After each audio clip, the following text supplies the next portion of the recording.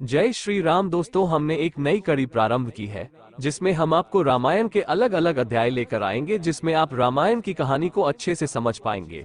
इस रामायण की सभी बातें एवं कहानियां हमने श्री वाल्मीकि कृत रामायण से ली है।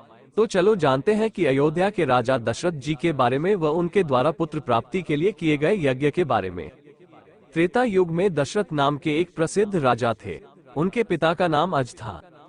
वे सरयू नदी के किनारे स्थित कोसल नामक राज्य के राजा थे। कोसल राज्य की राजधानी अयोध्या थी। यह नगर अत्यंत सुंदर था। अयोध्या नगरी का विस्तार 96 मील लंबे तथा 24 मील चौड़े क्षेत्र में था। इस नगरी के चारों ओर ऊंची चारदीवारी थी। दीवार के बाहरी क्षेत्र में स्थित खाई बहुत गहरी थी। इस नगरी की रक्षा हेतु हजारों सैनिक हर समय तैनात रहते थे। अयोध्या नगरी में राजमहल के अलावा वहां की प्रजा के घर भी अत्यंत आकर्षक थे। अयोध्या नगरी हर दृष्टि से समृद्ध थी। नगर के चारों ओर सुरक्षा की दृष्टि से एक परकोटा बना हुआ था।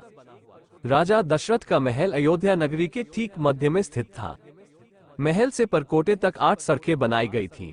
नगर में भवनों के अलावा उपवन, सरोवर तथा मनोरंजन स्थल आदि भी मौजूद थे। अयोध्या के निवासी वीर, विद्वान और धार्मिक विचारों के थे। ये लोग धन संपन्न थे तथा आनंद पूर्वक अपना जीवन व्यतीत करते थे। राजा दशरथ कुशल योद्धा और न्यायप्रिय शासक थे तथा धर्म के अनुसार राज्य का कार्य चलाते थे। वे दिलीप, रघु व सगर आदि राजाओं के वंशज थे। राजा दशरथ के प्रधानमंत्री का नाम सुमंत्र था। राजा दशरथ राजकाज चलाने के लिए राजपुरोहितों से सलाह भी लेते थे। इन राजपुरोहितों में प्रमुख थे ऋषि वशिष्ठ, वामदेव, जाबाली आदि।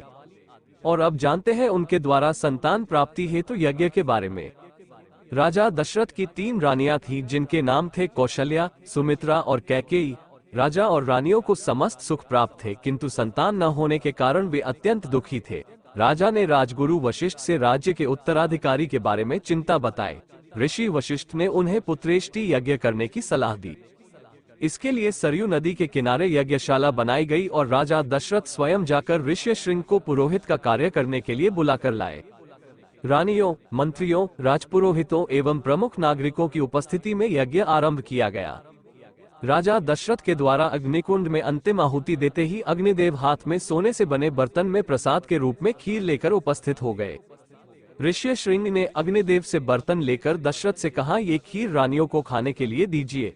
राजा दशरथ ने सर्वप्रथम कौशल्या को सोने का बर्तन दिया जिसमें खीर थी।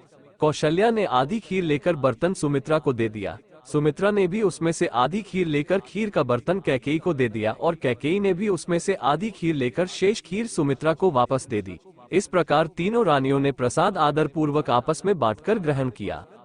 राजा दशरथ को पुत्र की प्राप्ति चैत्र मास के शुक्ल पक्ष की 9वीं तिथि को कौशल्या ने राम को जन्म दिया। सुमित्रा के 2 पुत्र हुए जिनके नाम थे लक्ष्मण और शत्रुघ्न। कैकेयी ने एक पुत्र को जन्म दिया जिसका नाम भरत रखा गया। राजा दशरथ को बहुत अधिक प्रसन्नता हुई। महल के साथ साथ पूरी अयोध्या नगरी में खुशी की लहर दौड़ गई। सभी घरों में मंगल गीत गाए जाने लगे। समय के साथ साथ चारों राजकुमार बड़े होने लगे। राम और लक्ष्मण आपस में अधिक प्रेम करते थे।